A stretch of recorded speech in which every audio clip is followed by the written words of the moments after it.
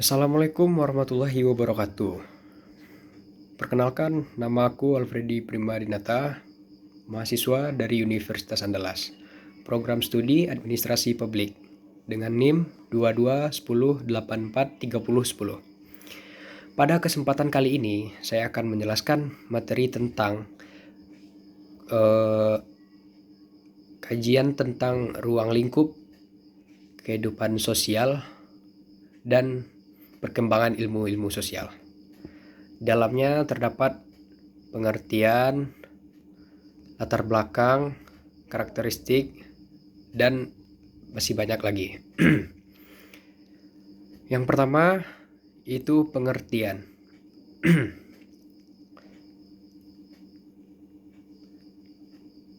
Dalam pengetahuan sosial adalah ilmu yang sangat penting bagi umat manusia di dunia ini. Karena dengan ilmu-ilmu sosial, manusia dapat berinteraksi dengan baik dan benar. Sejak lahir di dunia ini secara tidak langsung, kita sudah mempelajari ilmu-ilmu sosial. Maka dari itu,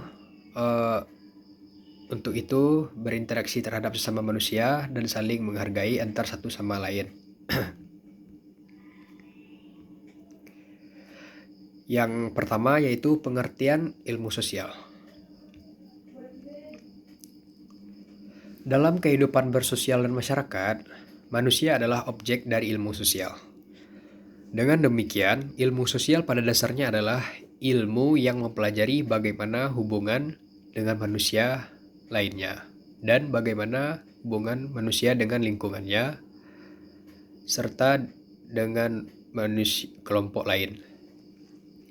Ilmu sosial dibutuhkan dan berguna bagi kehidupan manusia dalam menyelesaikan berbagai macam masalah.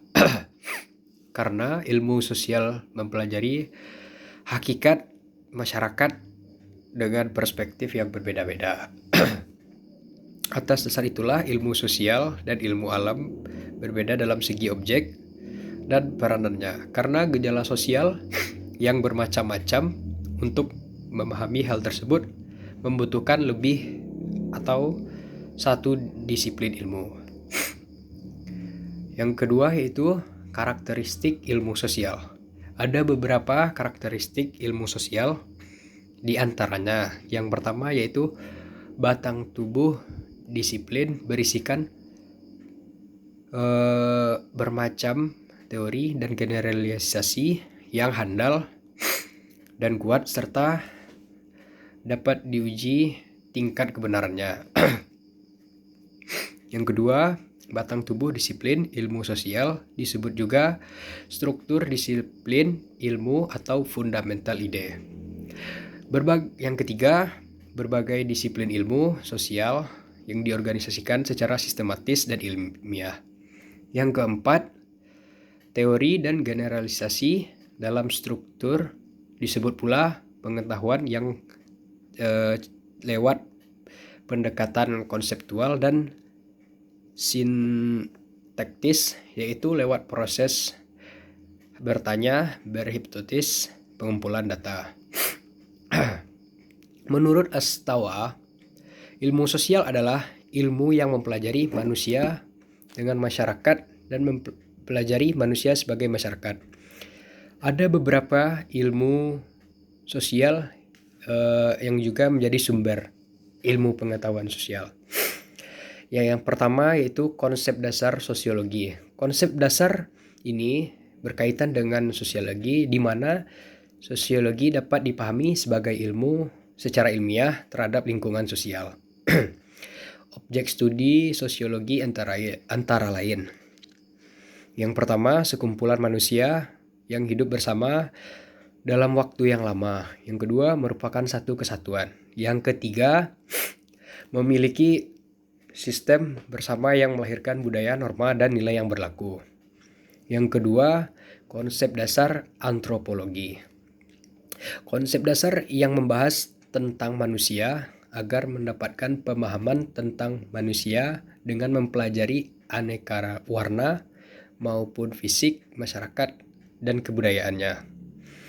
Objek studi antropologi yaitu manusia dalam masyarakat, kebudayaan, suku, bangsa, dan perilakunya. Yang ketiga, konsep dasar ilmu ekonomi. Konsep dasar yang berhubungan dengan kebutuhan perekonomian manusia dan upaya-upaya untuk memenuhi kebutuhan manusia untuk mencapai kemakmuran. Objek kajian ilmu ekonomi yaitu keseluruhan kegiatan perekonomian manusia. Yang keempat, konsep dasar geografi. Konsep dasar geografi berkaitan dengan proses kehidupan di bumi yang menyangkut gejala dan proses alamnya, yang melibatkan kehidupan manusia, tumbuhan, dan binatang untuk menjadi penghuni bumi. Objek geografi ada dua, yaitu objek material dan objek formal. Yang kelima, konsep dasar sejarah. Konsep dasar sejarah yang menjadi kajian sejarah yang memulai manusia kehidupan di masa lalu, sekarang, dan masa yang akan datang. Yang keenam, konsep dasar ilmu politik. Konsep dasar ilmu politik ini membahas tentang teori dan praktek politik serta gambaran dan analisis sistem politik yang berkenaan dengan kekuasaan, sumber kekuasaan, konflik, dan pengambilan keputusan. Yang ketujuh, konsep dasar psikologi sosial. Konsep dasar psikologi sosial berkenaan dengan proses mental dan pengaruhnya terhadap perilaku, yakni gejala dan kejiwaan manusia. Yang selanjutnya yaitu ruang lingkup ilmu sosial. Segala aspek kehidupan manusia yang ada dalam masyarakat merupakan ruang lingkup ilmu sosial, sehingga dapat dikaitkan bahwa semua kehidupan dari manusia merupakan objek dari ilmu sosial. Beberapa ahli seperti Wallstein dan Brom membagi ilmu sejarah menjadi beberapa cabang, yaitu sosiologi, antropologi, ekonomi, sejarah, psikologi, hukum, dan ilmu politik. Perbedaan dari pendapat kedua ahli tersebut adalah Wallstein menambahkan geografi ke dalam suatu cabang ilmu sosial. Menurut pendapat Wallstein dan Brown, maka ilmu sosial dapat dibagi dalam beberapa cabang, yaitu yang pertama antropologi, yaitu ilmu yang mengkaji tentang manusia itu sendiri dengan berusaha mempelajari manusia mulai dari bentuk fisik, masyarakat, hingga kebudayaannya. Yang kedua, ekonomi. Menurut Albert L. Myers, ilmu ekonomi adalah yang mempersoalkan kebutuhan dan pemuas kebutuhan.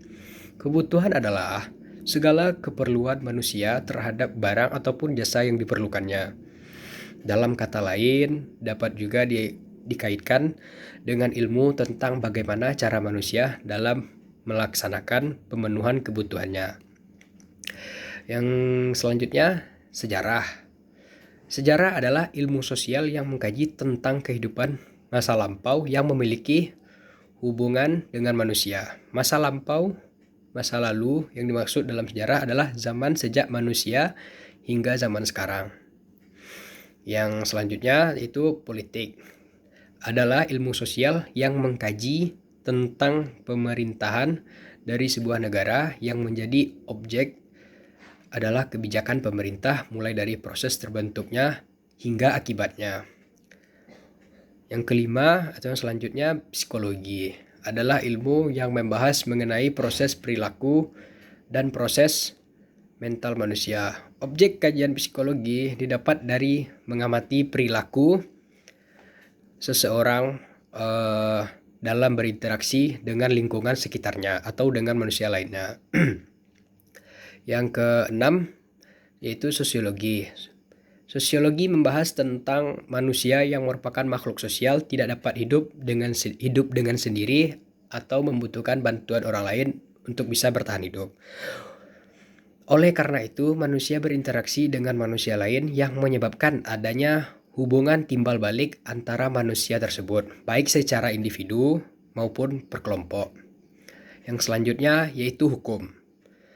Hukum adalah ilmu sosial yang mengkaji tentang sistem aturan yang mengatur tingkah laku manusia dalam bermasyarakat dan juga menjadi acuan bagi penugasan negara atau penguasa negara dalam menjalankan tugasnya.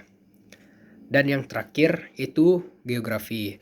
Menurut Eratosthenes, geografi berarti tulisan tentang bumi. Namun yang dimaksud bukan hanya fisik alamiah bumi saja, namun juga mengkaji tentang semua gejala dan proses yang ada di permukaan bumi.